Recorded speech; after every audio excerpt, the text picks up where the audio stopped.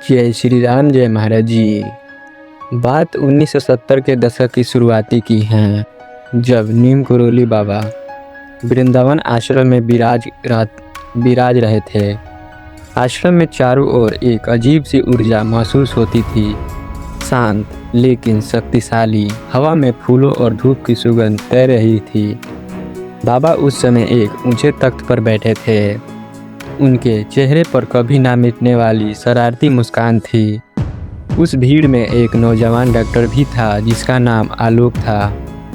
आलोक जो दिल्ली के बड़े अस्पताल में काम करता था, सिर्फ विज्ञान और तर्क को मानता था। उसने इंजीनियरिंग की पढ़ाई की थी। वह यहाँ सिर्फ इसलिए आया था क्योंकि उसके दोस्तों ने बाबा के चमत्कारों की इतनी बातें की थी कि उसे अपनी नास्तिकता को चुनौती देनी पड़ गई थी।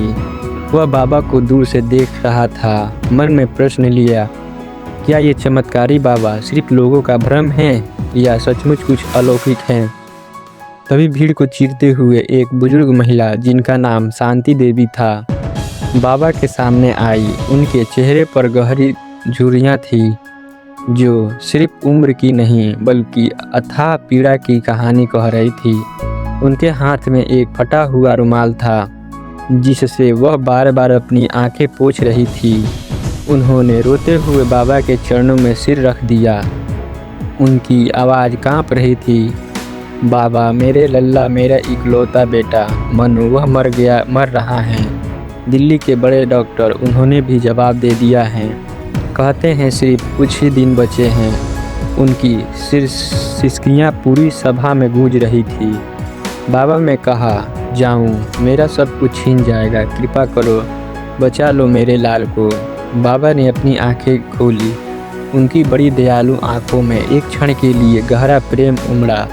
उन्होंने शांति देवी को बड़े प्यार से ऊपर उठाया और उनके सिर पर हाथ फेरकर धीरे से कहा, जा, घबरा मत, रोना बंद कर, तेरा लल्ला ठीक हो जाएगा, बस मेरा विश्वास रख। आलोक जो यह सब ध्यान से देख रहा था, मन ही मन बहुत असंतोष महसूस किया। उसने सोचा, यह कैसा जवाब है। बीमारी जो आधुनिक दवाओं से नहीं रुक रही, उसे बाबा बस ठीक हो जाएगा कहकर टाल रहे हैं। यह तो सिर्फ भावनात्मक छल है, एक मरीज को झूठी दिलासा देना, मानो बाबा ने आलोक के विचारों को सुन लिया हो। उन्होंने सीधे आलोक की ओर देखा और फिर धीरे से अपने पास रखे एक पुराने, सादे और खाली से दिखने वाले लिफाफे को उठाया। बाबा ने वह लिफाफा शांति देवी को पकड़ाया। उन्होंने कहा, शांति, यह ले, इसमें मेरा प्यार है, जा और इसे तुरंत अपने लल्ला के तकिए के नीचे रख देना, पर ध्यान रहे इसे खोलना मत। इसे तब तक मत खोलना जब तक मैं ना कहूँ। यह मेरा इलाज है। शांति देवी ने उस लिफाफे को ऐसे पकड़ा जैसे वह कोई अमूल्य रत्न हो। उन्होंने श्रद्धा से उसे अपने माथे से लगाया और तुरंत आश्रम से अस्पताल की ओर चल दी।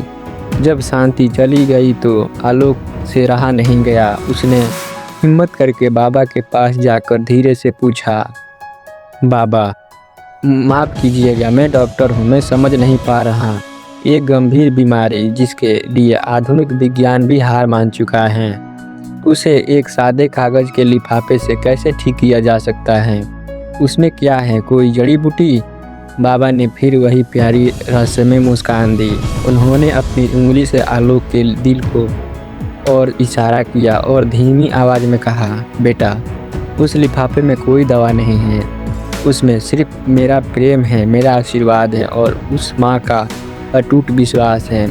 इस दुनिया में प्रेम से बड़ी कोई दवा नहीं बनी है। यह बात तेरा विज्ञान नहीं समझाएगा।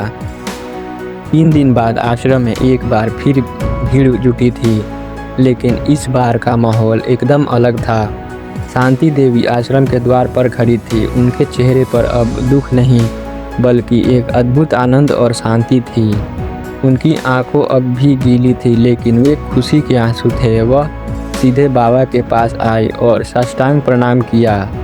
उन्होंने अपने कांपते हाथों से बाबा के पैर छुए और कहा, जय हो महाराज जी की, मेरा लल्ला ठीक हो गया।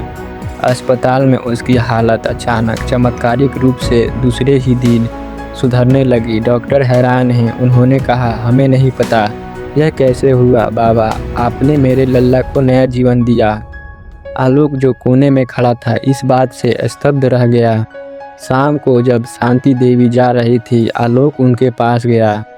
उसने दबी आवाज़ में पूछा, शांति जी एक बात बताइए, आपने वह लिफाफा खोला था, आखिर उसमें क्या था जिसने इतना बड़ा चमत्कार कर दिया? शांति देवी ने मुस्कुराते हुए आलोक की ओर देखा। उन्होंने कहा, बेटा मैंने बाबा का आदेश नहीं तोड़ा, लेकिन आज सुबह जब मैं बेटे के पास से लिफाफा हटाने गई तो मैंने देखा कि वह लिफाफा अपने आप खुल गया था। आलोक ने उत्सुकता से पूछा, और उसमें क्या था? शांति देवी ने धीरे से कहा, कुछ नहीं, वह पूरी तरह खाली था। उसके अंदर ना कोई दवा थी, ना कोई पत्र, सिर्फ एक चीज़ थी, प्रेम की महक। मुझे लगा जैसे बाबा का आशीर्वाद उस लिफाफे से निकलकर पूरे कमरे में भर गया हो। यह सुनकर आलोक की वैज्ञानिक सोच टूटकर बिखर गई। वह समझ गया कि बाबा का चमत्कार किसी वस्तु में नहीं था, वह लिफाफा सिर्फ एक जरिया था विश्वास पैदा करने का। जिस क्षण शांति ने उस लिफाफे को अपने बेटे के तकिए के नीचे रखा, उसी क्षण प्रेम और विश्वास की शांति ने काम करना शुरू कर दिया था। आलोक ने उस दिन अपनी डॉक्टरी की बुद्धिमत्ता को किनारे रख दिया और उसने भी बाबा के चरणों में श्रद्धा से सिर झुका लिया। वह समझ गया कि इस दुनिया में तर्क से परे भी एक शांति है और उसका नाम प्रेम है। नीम करोली बाबा का प्रेम सबसे बड़ा चमत्कार था, जो खाली लिफाफे को भी जीवनदान देने वाली दवा बना सकता था। ये थी महाराज जी की अटूट कृपा। आप हमारे चैनल को सब्सक्राइब जरूर कर लें। जय श्री राम, जय महाराज जी। धन्यवाद।